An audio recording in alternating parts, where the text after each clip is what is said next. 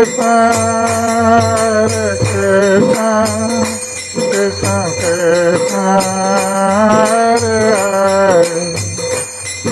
Rama,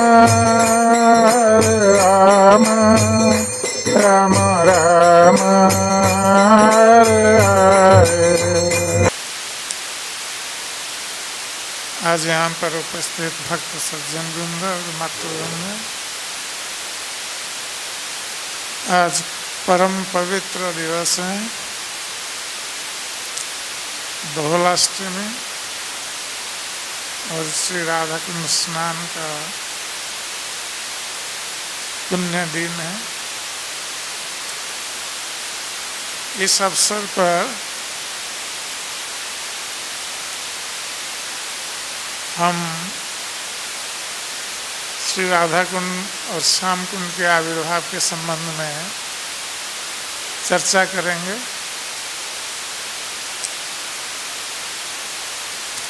और विशेष रूप से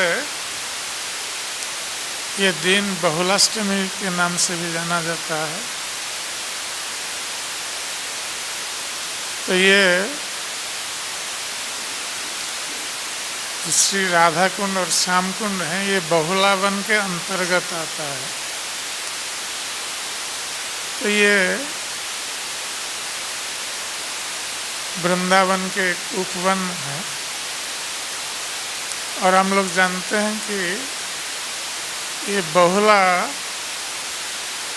एक गोपी थी भगवान कृष्ण की, और उनके नाम से भी एक वन है बहुलावन। माता जी लोग, आप लोग शांत बैठ सकते हैं?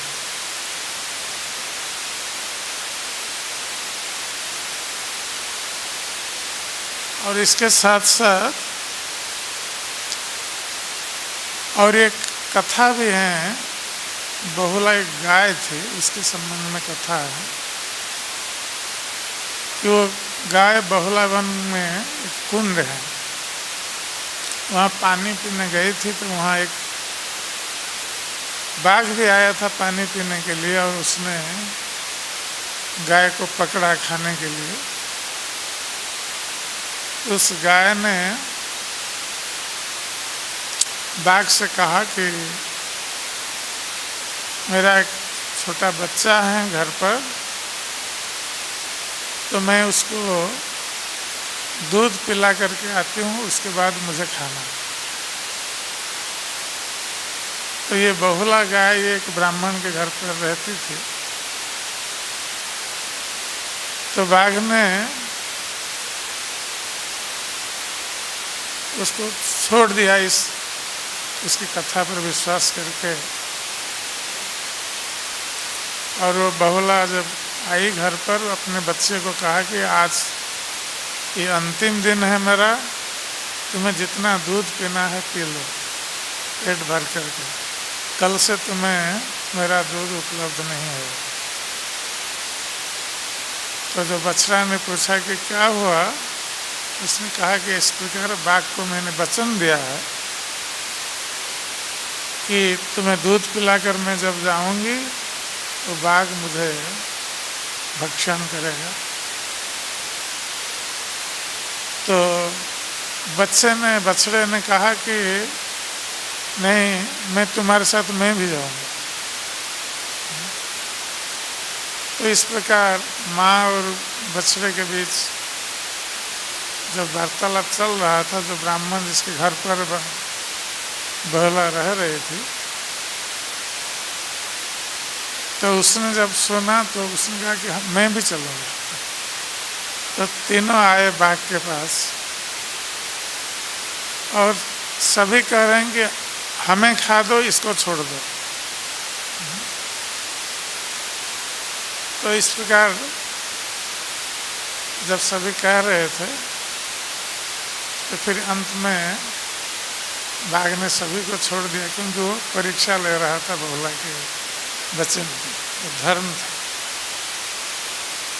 तो इसलिए वो बहुला गाय बहुत प्रसिद्ध है अपने वचन की रक्षा के लिए। जैसे हम लोग जानते हैं कि भगवान रामचंद्र अपने वचन के पक्के थे। रघुकुल रीति सदा चल आई, प्राण जाए पर वचन न जाए। तो जब कोई वचन देता है कि उसको उसकी रक्षा करना उसका धर्म बन जाता है। तो इस उपाख्यान से हम ये शिक्षा प्राप्त करते हैं कि कभी कभी लोग वचन देकर फिर अपने वचन को निभाते नहीं हैं। तो ये वस्तुतः धर्म का पालन नहीं करते हैं लोग। और हम जब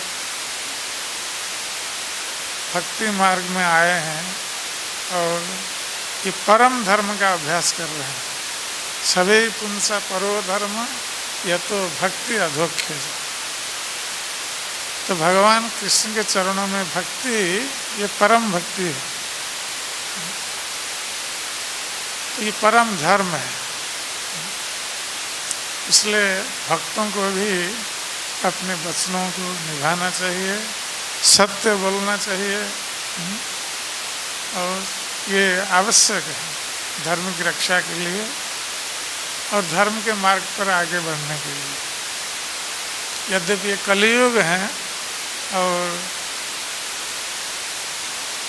साधारणतः लोग कलियुग के लोग झूठ बोलने में अभ्यस्त हैं,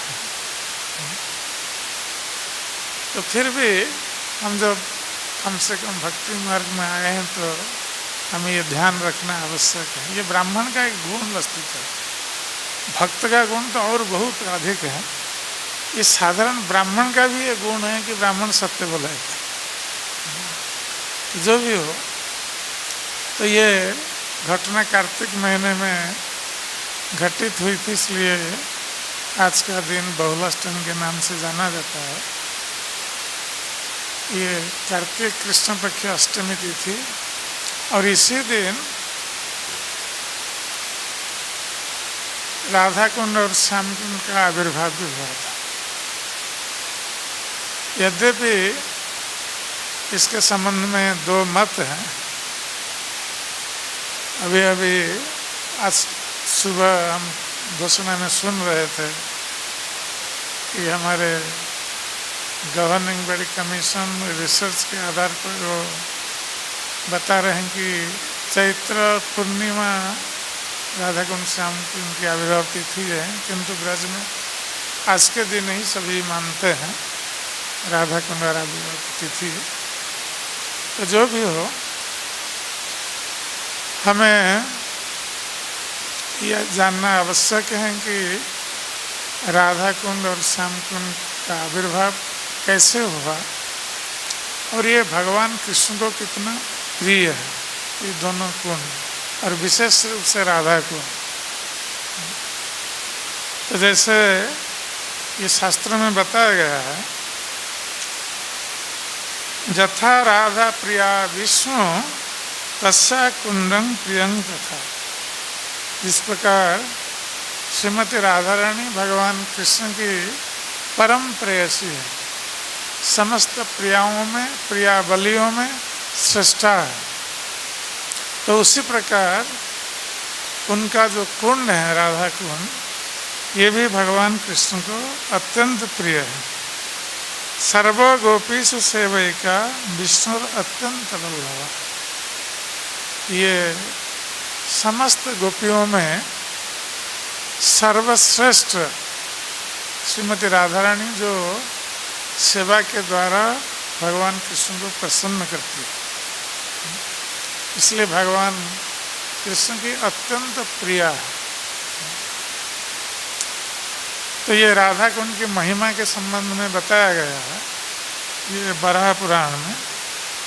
सर्व पाप हरम तीर्थम नमस्ते हरिमुक्ति। तो ये श्री राधा कुंड ये सर्व पाप हर, व्यक्ति के सारे पापों को नष्ट करने में समर्थ है। तो जो और हरि मुक्ति दा, ये भगवान हरि के चरणों में मुक्ति प्रदान करते हैं राधा कुंड। तो ये मुक्ति कोई सायुज्य मुक्ति नहीं, ये बाकी जो वैष्णव मुक्ति है, सारूप्य, सामीप्य, सालोक्य और षष्ठी, तो ये नमः कैवल्यनाथाय राधा कृष्ण विदाय, तो ये मुक्ति में जो सर्वश्रेष्ठ है वस्तुतः कृष्ण प्रेम। श्री राधा कुंड में स्नान करने पर व्यक्ति सारे तीर्थों में एक साथ स्नान कर लेता है, क्योंकि श्री राधा कुंड और श्याम कुंड में सारे तीर्थों का, संसार के जितने तीर्थ हैं सारे तीर्थों का जल समाहित है। इसलिए जो कोई व्यक्ति श्री राधा कुंड और श्याम कुंड में स्नान करता है वो एक साथ सारे तीर्थों के जल में स्नान करता है और समस्त पापों से मुक्त हो जाता है और उसके हृदय में भगवान कृष्ण के प्रति प्रेम उत्पन्न होता है। और ये राधा कुंड जो है कि गोवर्धन गिरो रम्य राधा कुंडं प्रियं हरे, ये पद्म पुराण में उल्लेख है कि श्री गोवर्धन की तलहटी में ये जो राधा कुंड है ये अत्यंत भगवान कृष्ण का प्रिय है। कार्तिके बहुलाष्टम्य तत्र स्नात्वा हरे प्रिय, और कार्तिक महीने में इस बहुलाष्टमी के दिन जो श्री राधा कुंड में स्नान करता है वो भगवान हरि का अत्यंत प्रिय बनता है, अर्थात वो प्रेम भक्ति को प्राप्त होने पर प्रिय बनेगा। तो ये महिमा है श्री राधा कुंड की, और इसकी सृष्टि कैसे हुई ये भी हमें जानना आवश्यक है। तो हम लोग जानते हैं कि भगवान श्री कृष्ण जो ब्रज में लीला कर रहे थे और उनका वध करने के लिए कंस ने अरिष्टासुर को भेजा था। कंस ने कई असुरों को भेजा था कृष्ण बलराम का वध करने के लिए। तो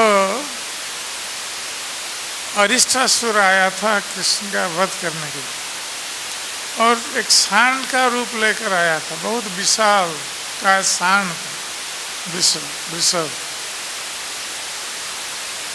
और जब आया शाम के समय, संध्या का समय था और बहुत जोर जोर से तो गर्जना कर रहा था और अपने खुरों से भूमि को खोद रहा था। तो इस प्रकार विशाल का अरिष्टासुर जब आया तो सारे ब्रजवासी उसको देखकर डर गए। ये इधर उधर घूम रहा था सारे ब्रज में और कृष्ण को खोज रहा था। तो जब सारे ब्रजवासी डर गए तो सभी ब्रजवासियों का एकमात्र आश्रय कौन है? भगवान श्री कृष्ण। ये ब्रजवासियों के भय को हरण करने वाले हैं। तो ये जब ब्रजवासी लोग आए भगवान कृष्ण के पास और कृष्ण से कहा कि हमारी रक्षा करो, रक्षा करो, तो भगवान कृष्ण ने कहा कि तुम लोग सब चिंता मत करो, मैं देखता हूँ। तो भगवान कृष्ण उपस्थित हो गए अरिष्टासुर के पास और उपस्थित होकर उन्होंने अपने बाहु में ऐसा थप्पड़ लगाया जैसे बाहस्फोट मारते हैं युद्ध से पहले। इसका अर्थ है कि भगवान कृष्ण अरिष्टासुर को आह्वान कर रहे थे और भगवान कृष्ण ने कहा कि तुम दुष्ट इस ब्रज में आकर हमारे ब्रजवासियों को तुम उनके मन में भय उत्पन्न कर रहे हो, इसलिए आज मैं तुम्हारा विनाश करूँगा। तो जब इस प्रकार कहा और एक सखे के कंधे पर अपना बाएं हाथ रखकर जैसे उनको भय नहीं है अरिष्टासुर से भगवान कृष्ण को, तो इस प्रकार खड़े रहे भगवान कृष्ण। तो अरिष्टासुर ने जब देखा कि कृष्ण उससे भय प्राप्त नहीं हो रहे हैं और आराम से खड़े हैं, अपने एक सखा के कंधे पर हाथ रख करके और बास्फोट मार रहे हैं, तो अरिष्टासुर और क्रोधित हो गए और क्रोधित होकर उसके दो बड़े बड़े सिंह थे, तो सिंह को आगे करके बहुत द्रुत गति से वो कृष्ण को मारने के लिए दौड़ा। किंतु भगवान कृष्ण जहाँ खड़े थे वहीं खड़े थे, वो विचलित नहीं हुए और अरिष्टासुर बहुत जोर से आ रहा था उनकी ओर। तो भगवान कृष्ण ने उसके दोनों सिंहों को पकड़ लिया, पकड़ करके उसको ऐसे जोर से ठेला कि ये ठेल दिया उस अरिष्टासुर को, तो ये 18 फीट पीछे जाकर गिरा और भगवान केवल हाथ से ठेल रहे थे, तो 18 फीट पीछे जाकर गिरा और गिर करके थोड़े समय के लिए वो थक गया, क्योंकि बहुत जोर से उसको धक्का लगा था। तो कृष्ण ने ऐसे धक्का लगाया था और गिरा दिया था। तो फिर दूसरी बार उठा, दूसरी बार उठ करके वो गया कृष्ण पर आक्रमण करने के लिए। तो इस बार भगवान कृष्ण ने उसके दोनों सिंहों को पकड़ लिया और ऐसे घुमा घुमा करके नीचे पटक दिया और नीचे पटक करके एक सिंह भगवान कृष्ण ने निकाल लिया और उसी पर प्रहार करने लगे सिंह से, उसी के सिंह से। तो इस प्रकार अरिष्टासुर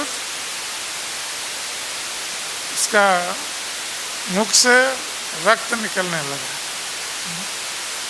और उसने प्राण त्याग दिया। तो इस प्रकार भगवान कृष्ण ने किसी अस्त्र शस्त्र का सहारा नहीं लिया, केवल हाथ से अरिष्टासुर का वध कर दिया। और उसके पश्चात भगवान कृष्ण सारे ब्रजवासियों को ब्रजजन भयहारी, सारे ब्रजवासियों के भय को हरण करने के उपरांत वो गोपियों के साथ रासलीला करना चाह रहे थे। तो जब भगवान कृष्ण गए गोपियों के पास और श्रीमती राधा रानी का आलिंगन करना चाहा, तो श्रीमती राधा रानी ने कहा परिहास में कि तुम हमें स्पर्श नहीं कर सकते हो। तो भगवान कृष्ण ने कहा कि क्यों? हाँ, अभी अभी तुमने एक गोहत्या की, गोवंश की हत्या की, इसलिए गोहत्या का पाप लगा है।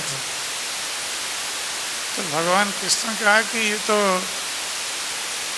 कोई गौ नहीं था, ये तो एक असुर था जो सांड के रूप में आया था, इसलिए हमने उसका वध किया।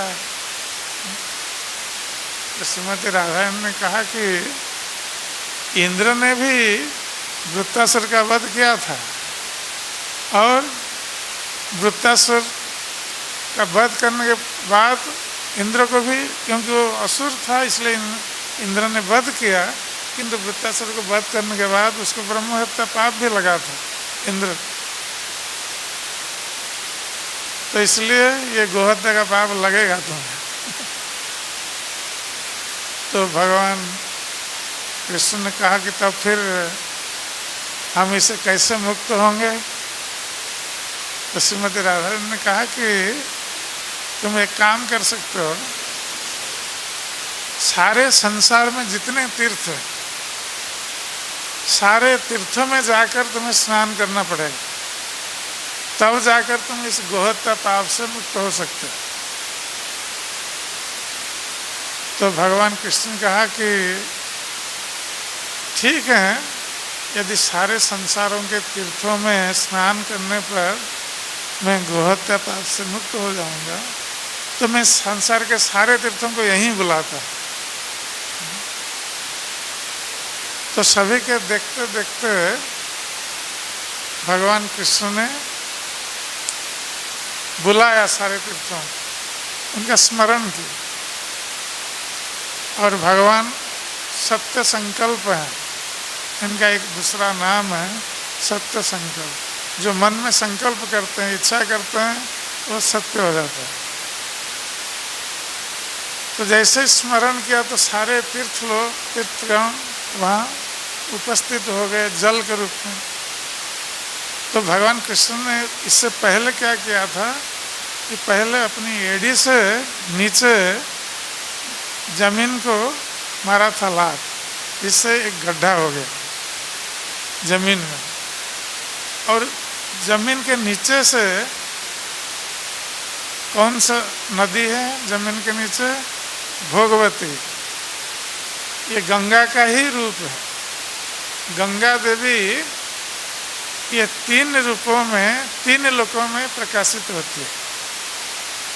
ये स्वर्ग में मंदाकिनी के नाम से, जो स्वर्ग गंगा है, और धरती पर गंगा नदी भागीरथी के नाम से। और वही गंगा नदी जब पाताल लोक में जाती है, उनका नाम होता है भोगवती। तो भोगवती नदी का जल आ गया ऊपर, अर्थात गंगा का जल ही ऊपर आया। और सारे तीर्थ सब आए पानी के रूप में, और वो कुंड भर गया। तो गोपियों ने कहा कि ये पता नहीं कृष्ण ने कोई मंत्र तंत्र करके जल को ले लिया, यहाँ ला दिए हैं, और ये हम कैसे मानेंगे कि सब तीर्थ यहाँ उपस्थित हुए। तो भगवान कृष्ण ने तीर्थों को कहा कि तुम लोग अपना परिचय दो ये सभी के सामने। तो सारे तीर्थ एक एक करके अपना परिचय दे रहे हैं। उन्होंने अपने स्वरूप ग्रहण किया, सारे तीर्थ अपने अपने स्वरूप को ग्रहण किए। और कोई कहता है कि मैं गंगा हूँ, मैं यमुना हूँ, मैं सिंधु हूँ, मैं कावेरी हूँ, मैं सागर हूँ, मैं प्रयाग हूँ। तो इस प्रकार अलग अलग नाम ले ले करके सब प्रवेश कर रहे हैं उस उनके कुंड में। तो गोपियों को विश्वास हुआ कि ये सारे तीर्थ वस्तुतः आए हैं, और एक बहुत बड़ा सुंदर कुंड बन गया, जिसको कृष्ण कुंड या श्याम कुंड बोलते हैं। तो पहले श्याम कुंड की सृष्टि हुई, और भगवान कृष्ण ने उसी जल में स्नान किया। तो स्नान करने के उपरांत भगवान कृष्ण ने गोपियों से कहा कि अब तो मैंने तीर्थों में, सारे तीर्थों में स्नान कर लिया, अब तो हम पवित्र हो गए। तो आप लोग भी स्नान करो इस जल में, सारे तीर्थों के जल में। तो गोपियों ने कहा कि इस जल में हम स्नान नहीं करेंगे। तुम्हारे गोहत्या का जितना पाप था, ये जल में स्नान करने के बाद सारे पाप इस जल में आ गए, और हम स्नान करेंगे इस जल में तो सारे पाप हम में आ जाएंगे, इसलिए हम स्नान नहीं करेंगे।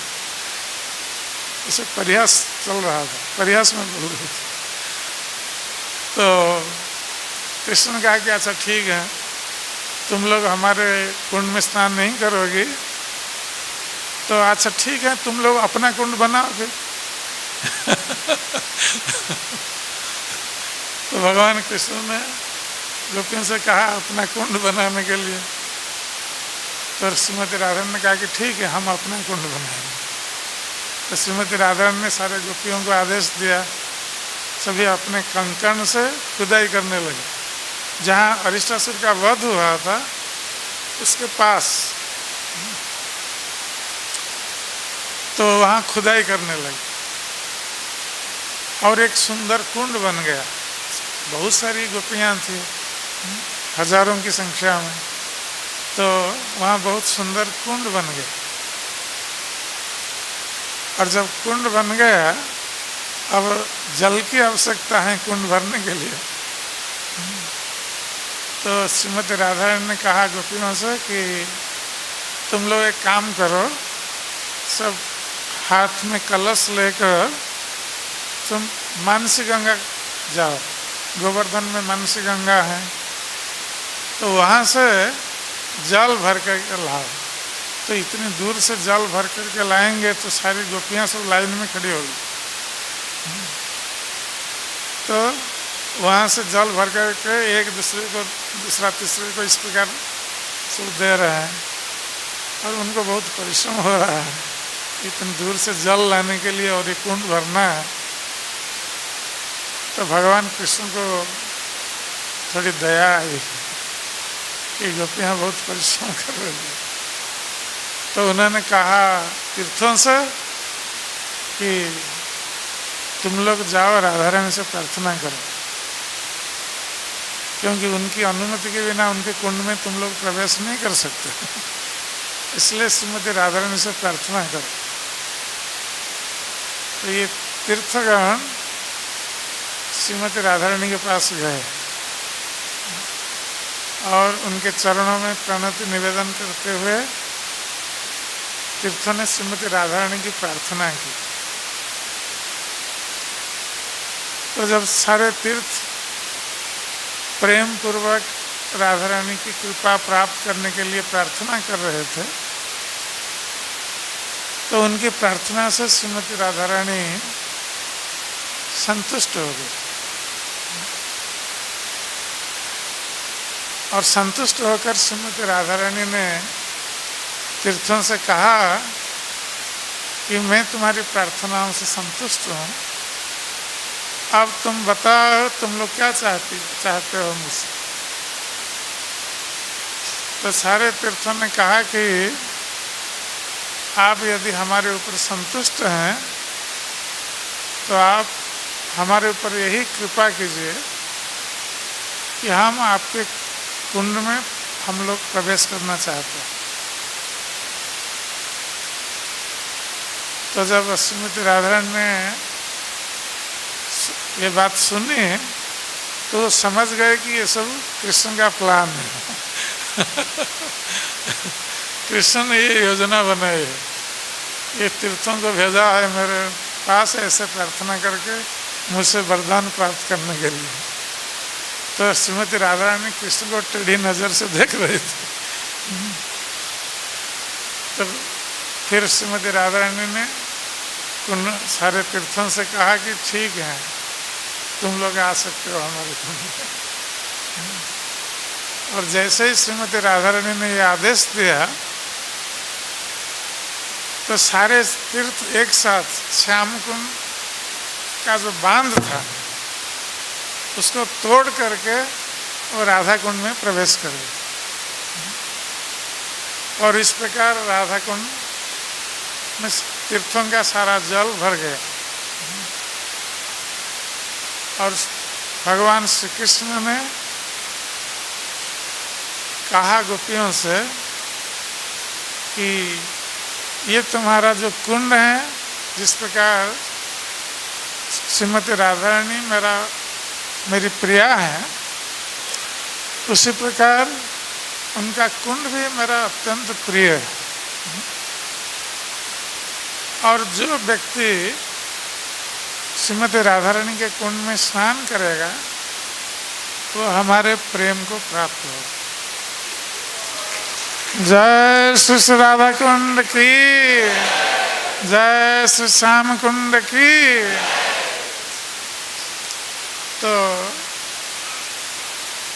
इस प्रकार भगवान कृष्ण ने राधा रानी से कहा कि तुम्हारा ये कुंड मेरा अत्यंत प्रिय, और मैं प्रतिदिन तुम्हारे कुंड में आकर स्नान करूं, और मेरे कुंड से तुम्हारा कुंड सारे जगत में प्रसिद्धि लाभ करो, प्रसिद्ध होगा। तो इसलिए श्याम कुंड को बहुत कम लोग जानते हैं, किंतु राधा कुंड के नाम से सारा जगत जानता है राधा कुंड। तो भगवान कृष्ण ने इस प्रकार प्रसिद्धि प्रदान की श्रीमती राधा रानी के कुंड को। और श्रीमती राधा रानी ने कहा कि आप जैसे हमारे प्रिय हैं, उसी प्रकार आपका कुंड भी हमारा सबसे अधिक प्रिय हो, और मैं अपने सहेलियों के साथ प्रतिदिन तुम्हारे कुंड में स्नान करूंगी। इसलिए श्रीमती राधा रानी प्रतिदिन श्याम कुंड में भी स्नान करती है। तो इस प्रकार श्रीमती राधा रानी कहते कि जो श्याम कुंड में स्नान करेगा वो हमारा प्रिय बनेगा। तो इस प्रकार भगवान कृष्ण श्रीमती राधा रानी और गोपियों के साथ राधा कुंड में स्नान किया और जल विहार किया, और सारी गोपियों के साथ श्याम कुंड में भी गोपियों ने जल विहार किया। तो इस प्रकार राधा कुंड और श्याम कुंड प्रसिद्ध हुआ तभी से। और राधा कुंड श्याम कुंड इतना प्रिय है भगवान कृष्ण को, विशेष रूप से राधा कुंड, कि भगवान कृष्ण की जो अंतरंग लीलाएं हैं श्रीमती राधा रानी और गोपियों के साथ, ये राधा कुंड में ही, इसके आसपास ही संपन्न हो रही। और राधा कुंड के श्याम कुंड के चारों तरफ सब गोपियों के कुंज हैं, जैसे ललिता कुंज, विशाखा कुंज और तुंग विद्या कुंज, ये सब बहुत सारी गोपियों के कुंज हैं चारों तरफ। इस प्रकार भगवान श्री कृष्ण की लीलाएं श्रीमती राधा रानी के साथ वहाँ पर होती है। तो जब भगवान कृष्ण इस धराधाम त्याग करके सारे ब्रजवासियों को साथ लेकर अपने गोलोक वृंदावन धाम में चले गए प्रकाश्य रूप से, यद्यपि भगवान कृष्ण अभी भी यहाँ उपस्थित हैं किंतु अप्रकट रूप से, प्रकट रूप से भगवान कृष्ण सारे ब्रजवासियों को लेकर अपने धाम चले गए। तो ये ब्रज पूरा खाली हो गया था। उसके पश्चात भगवान के कृष्ण के पोते वज्रनाथ ये मथुरा के राजा हुए। उस समय परीक्षित महाराज हस्तिनापुर के सम्राट थे और वज्रनाथ मथुरा के राजा। तो वज्रनाभ ने भगवान कृष्ण के जितने लीला स्थान हैं ब्रज में, क्योंकि उस समय तो ब्रज शून्य था, कोई मनुष्य या पशु कोई नहीं थे यहाँ पर, सभी मुक्त हो गए थे, सब कृष्ण के साथ चले गए थे गोलोक वृंदावन। तो ये शून्य पड़ा था। तो वज्रनाभ ने भगवान कृष्ण के जो लीला स्थल थे, इन सारे लीला स्थलों का उद्धार किया था, और उन्होंने भी राधा कुंड, श्याम कुंड और जितने भी लीला स्थान हैं उनका उद्धार किया था शांडिल्य मुनि के निर्देश में। और उसके पश्चात 4-5 हजार वर्ष व्यतीत हो गए और लीला स्थान धीरे धीरे लुप्त हो गए थे। और हम लोग जानते हैं कि जब चैतन्य महाप्रभु आए ब्रज में, तो उस भगवान के लीला स्थान सब जा रहे थे, जैसे लोग बता रहे थे, तो लीला स्थान भ्रमण कर रहे थे और राधा कुंड श्याम कुंड कहाँ हैं ये खोज रहे थे। तो उस समय राधा कुंड एक गांव था जिसका नाम था अरिट ग्राम। ये अरिष्टासुर के नाम से बना था अरिट ग्राम। तो चैतन्य महाप्रभु जाकर जो वहाँ पर तमाल तला है जहाँ चैतन्य महाप्रभु बैठे थे, अभी भी हैं, श्याम कुंड के पास तमाल वृक्ष हैं, इसके नीचे बैठे थे चैतन्य महाप्रभु, और वो राधा कुंड श्याम कुंड की खोज कर रहे थे कि कहाँ राधा कुंड श्याम कुंड है, क्योंकि वो लुप्त हो गए। तो श्री चैतन्य महाप्रभु ने वहाँ के लोगों से पूछा कि ये राधा कुंड श्याम कुंड कहाँ है। तो कोई बता नहीं पाया, क्योंकि उनको पता नहीं था। तो एक व्यक्ति ने कहा कि वहाँ सब खेत था, जमीन में ये सब ये चावल वगैरह उगाते थे। तो एक दो जमीन आसपास थी जिसमें थोड़ा पानी रहता था। तो एक का नाम था काली खेत, एक का नाम था गोरी खेत।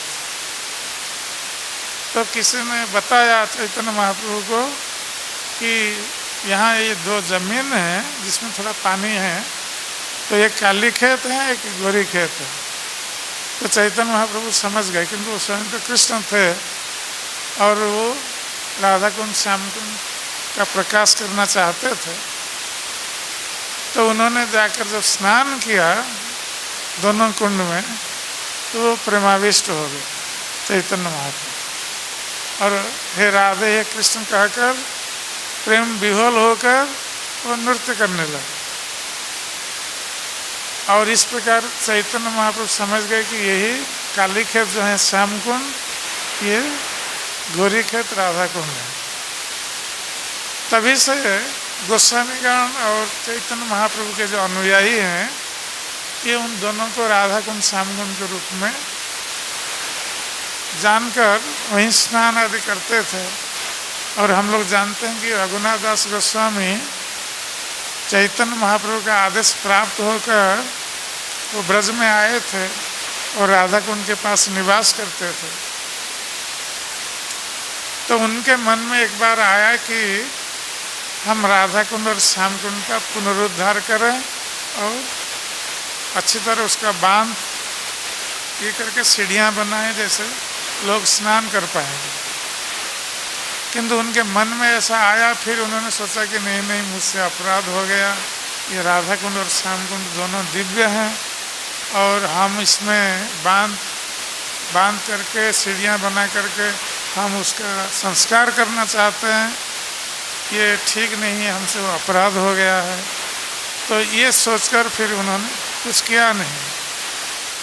किंतु एक दिन बद्रीनाथ धाम से एक व्यक्ति आकर पहुंचा राधा कुंड में रघुनाथ दास गोस्वामी के पास। तो उन्होंने रघुनाथ दास गोस्वामी से प्रणाम किया और कहा कि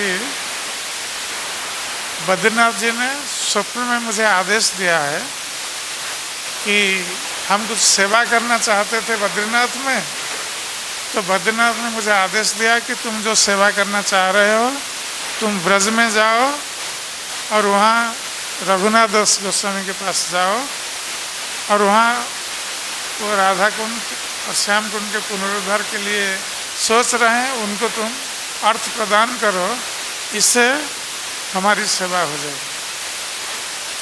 तो जब उस व्यक्ति ने रघुनाथ दास गोस्वामी से इस प्रकार कहा, तो रघुनाथ दास गोस्वामी समझ गए कि ये भगवान कृष्ण की इच्छा है कि हम राधा कुंड श्याम कुंड का पुनरुद्धार करें, संस्कार करें।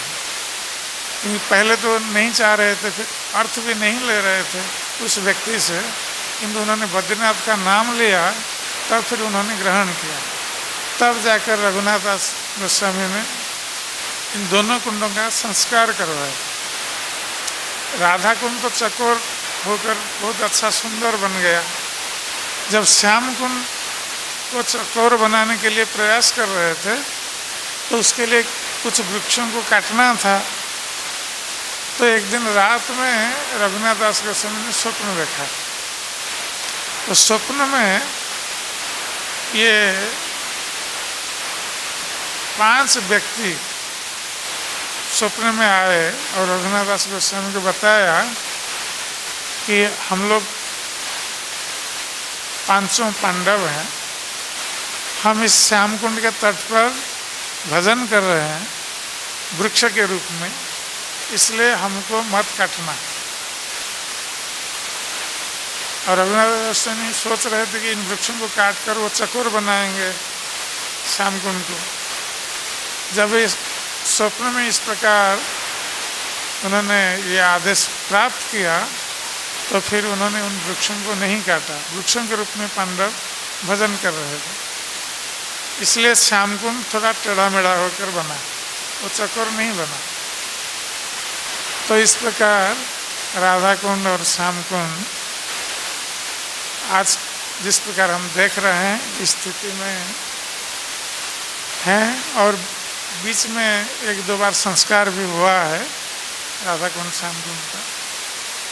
तो ये जो महिमा है राधा कुंड और श्याम कुंड की, ये जो लोग नहीं जानते हैं इसकी महिमा वो समझ नहीं सकते। एक बार हम गोवर्धन की परिक्रमा कर रहे थे और राधा कुंड से हम जा रहे थे गोवर्धन की ओर। कुछ लोग आए थे टूरिस्ट बस में, कुछ लोग उड़ीसा के थे। तो ये लोग राधा कुंड श्याम कुंड दर्शन करके लौट रहे हैं। कुछ स्त्रियां हैं वो आपस में बातचीत करके जा रही है और हम उड़िया समझते हैं इसलिए हम उन्हें सुना उनकी बात। हम पीछे जा रहे थे तो एक स्त्री दूसरी स्त्री से बोलती है कि ये दो पोखर दिखाने के लिए हमें ले आए इधर, और हमारे गांव में तो इससे बहुत बड़ा बड़ा पोखर है, सरोवर है। तो ये राधा कुंड श्याम कुंड का दर्शन करके ये सोच रहे हैं कि ये दोनों दो सरोवर केवल हैं, पोखर है, इससे अतिरिक्त कुछ नहीं है। क्योंकि जो लोग उनको लेकर आए थे, उनका गाइड जो उन्होंने इसकी महिमा नहीं बताई, इसलिए उन लोगों ने सोचा कि ये दो पोखर हैं। तो इसलिए राधा कुंड श्याम कुंड की महिमा हमें जानना आवश्यक है और उसको बताना भी आवश्यक है। जैसे हम भक्त लोग आते हैं तो उनको बताना चाहिए, तब जाकर राधा कुंड श्याम कुंड की महिमा चारों ओर प्रकाशित होंगी और इस प्रकार हम राधा कुंड श्याम कुंड श्रीमती राधा रानी और श्याम सुंदर को प्रसन्न कर सकेंगे। हरे कृष्ण।